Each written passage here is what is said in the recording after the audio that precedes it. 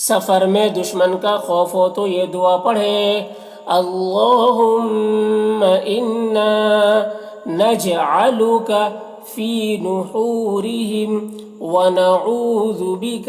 من شرورہم، اور لإیلاف قریش پوری صورت پڑھتا رہے۔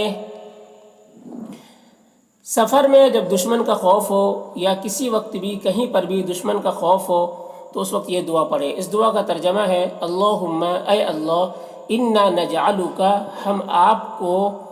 بناتے ہیں، فی نحورہم دشمنوں کے سامنے، ہم آپ کو اپنے دشمنوں کے سامنے کرتے ہیں، ان کے مقابل میں کرتے ہیں، وَنَعُوذُ بِكَ مِن شُرُورِهِمْ، اور ہم ان کے شرور سے، دشمنوں کے شرور سے آپ کی پناہ چاہتے ہیں،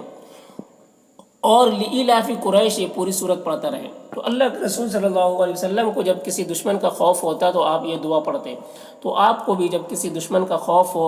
سفر میں یا حضر میں جان مال کے نقصان پہنچانے کا اگر خوف ہو دشمن سے، تو اس وقت آپ اس دعا کو پڑھ لیں، اور اس کے بعد لإیلاف قریش یہ پوری صورت کو پڑھتا رہے، تو اللہ آپ کی حفاظت فرمائیں گے دشمن سے، دشمن کے شر سے آپ کی حفاظت فرمائیں گے۔